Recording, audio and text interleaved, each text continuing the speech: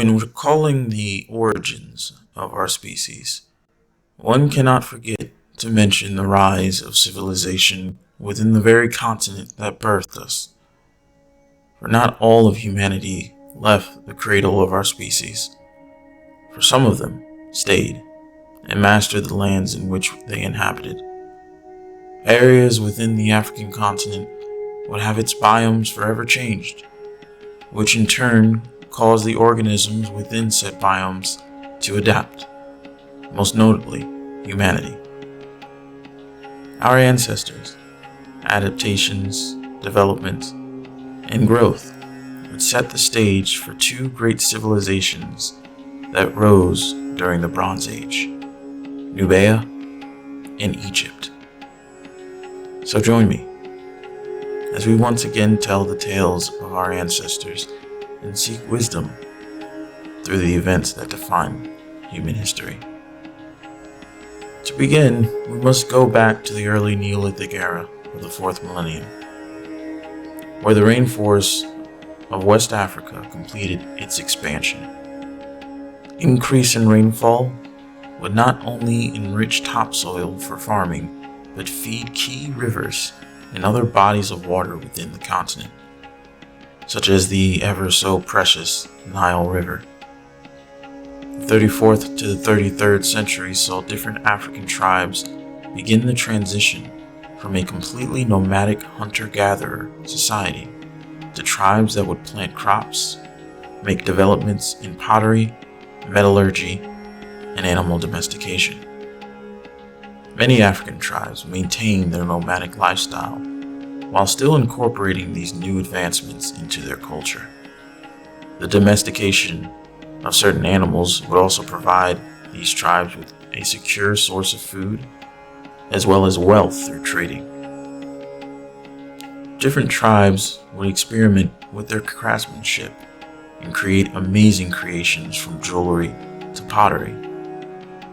One must also not forget the blacksmiths within these tribes that forged weapons that their people would use to hunt and at certain times during conflicts.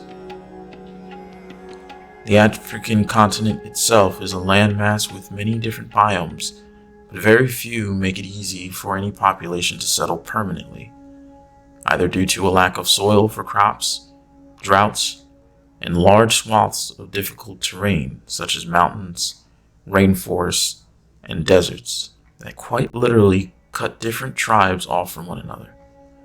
This also slows development and expansion due to the lack of interactions between tribes. It is also important to remember that Mother Africa is home to dangerous predators, deadly plants, and insects.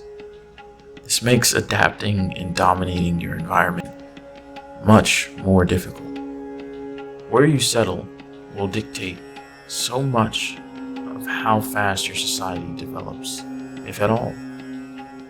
Despite these challenges, we can see the rise of Egypt and Nubia within the 3rd millennium. Around 3500 BC, where modern Ethiopia exists today, small kingdoms would arise along the Nile River.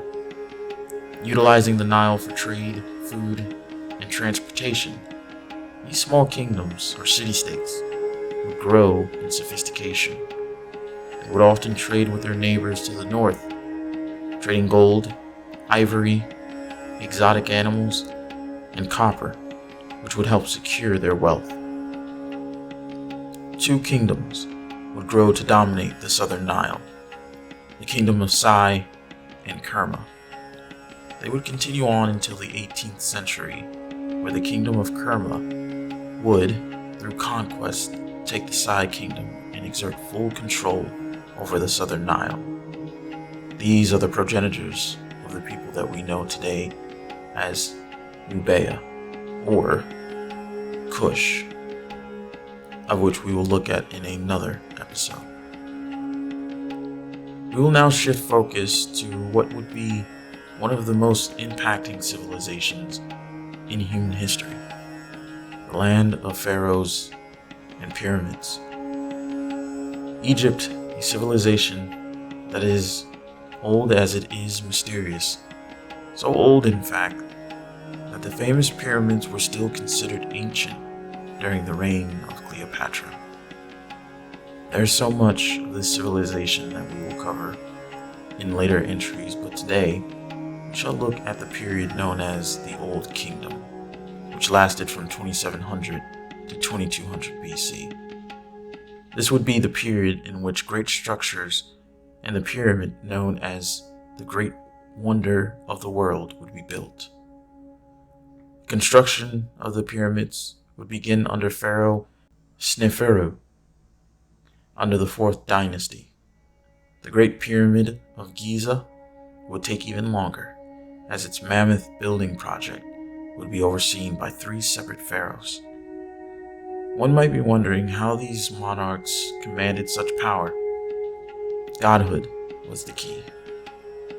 There have been many rulers of other civilizations who claim to be chosen by their deity. Even some go so far as to claim a distant lineage.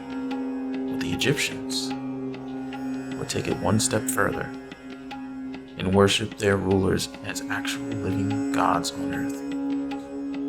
However, these would-be gods would face the same political strife as the rulers that have come before and after. For the next series of videos, we will examine the different periods of Egypt, as well as the conflicts and political strifes that plagued this kingdom. Until next time, thank you again for viewing this episode. And if you would like to see more, please be sure to like, comment, and subscribe, and share to support the channel.